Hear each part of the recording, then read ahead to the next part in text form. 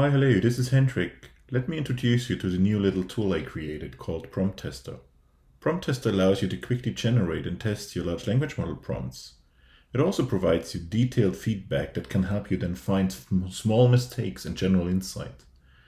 And during this video, I will give you a general introduction and give you some examples of how I used Prompt Tester myself. And maybe this inspires you. So let's get started. First, you need to enter your OpenAI API key. This is sent directly to OpenAI and it's not stored on any server. Then you should select the model, and currently only the GPT-3 models work because they give us sufficient information. GPT 3.5 and 4 currently do not provide sufficient information for this tool to work. Then you enter your prefix to your prompt. So in this case, we want to create a tool that helps us extracting activities out of sentences and also give a meta level annotation to this. So in this case, he was playing basketball today. The subtype is basketball, and you want to have it to classify this as type sports. And you give it another example.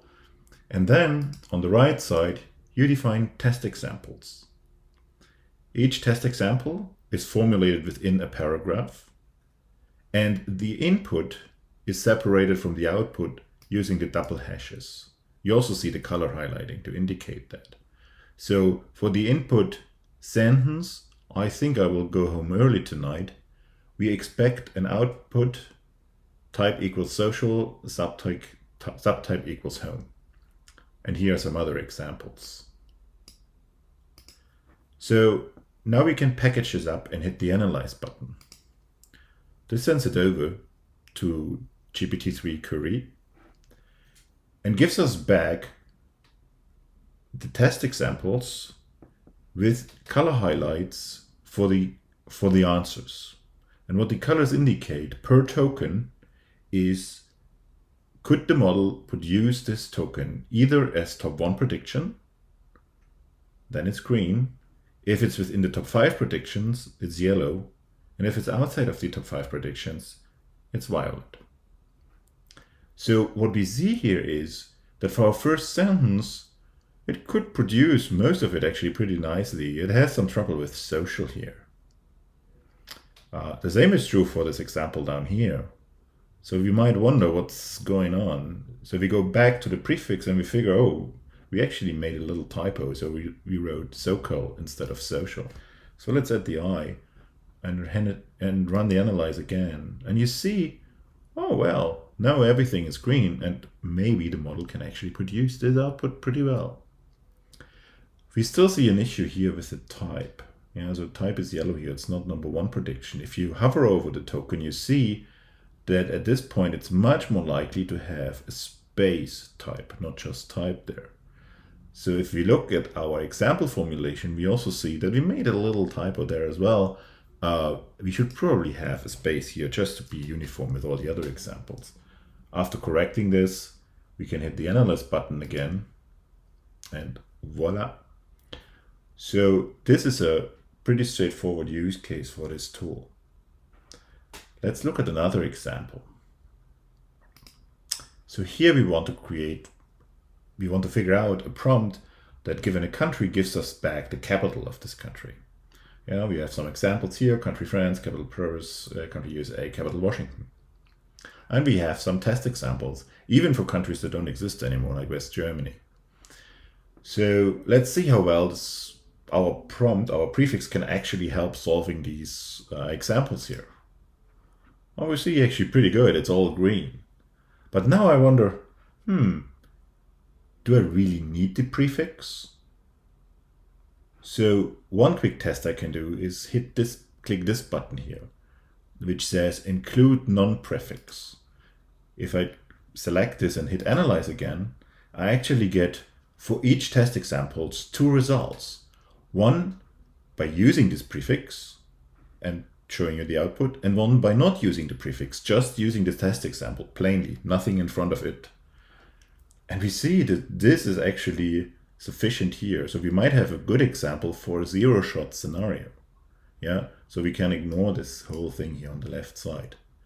The other way of testing this would be comment out one of the options. And I can show you this in the next example.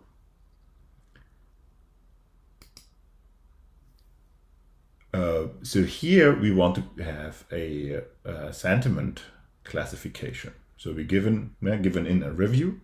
We want to see if the sentiment is positive or negative. We give 2 examples, and we have 2 test examples. So we hit analyze. We still have this include prefix on, and we see actually in this case the prefix is very much needed because the answer positive is not what the model would have given initially as classification. Also, classification is pretty ambiguous. So you could hover over the token to see what it actually would have predicted. Or if you're lazy like me, you can actually click this thing, show best alternative. What show best alternative does is it shows you for every token that is not green, what would be the token to make this position green.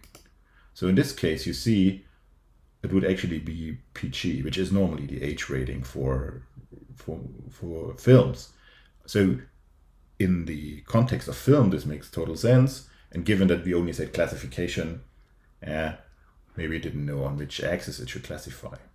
But do we need two examples here, a positive and a negative example, to reach the same function or to achieve the same functionality for our test cases? Well, I already mentioned the comment function. So what I can do is I comment out these 2 lines by using double slashes at the beginning of these lines. And I hit analyze again. We expect the left side to stay the same because we didn't change anything for that. Surprisingly, the right side also works pretty nicely. So we now have a prompt that is even a little bit shorter. So a little bit more optimal. We have faster inference. Okay. Let's get to the last example, entity extraction. So let's not waste tokens here by using the left side. We are pretty sure we need this as an example. So we want to give in an input here, like IBM as a competitor of Google in the US, said Rami Swarthmore, and we want to extract the companies, classify them as companies, and all the other entities. So we had analyze for the first example where it says Microsoft has seen declining market share in the EU, Eric Schmidt says, it's actually doing pretty well. For the second example, we put in some question marks because we didn't even know, like, would it mention MIT here or how would it classify it, etc. We see that actually a couple of things. The first thing is that after Apple company and Tim Cook person, there is a comma, and the comma is not in green, the comma is actually in yellow. So it's only in the top 5, not in the top 1 prediction. What it would love to produce here is a carriage return, essentially stopping the production here. But if the comma would be present, it would probably mention MIT next.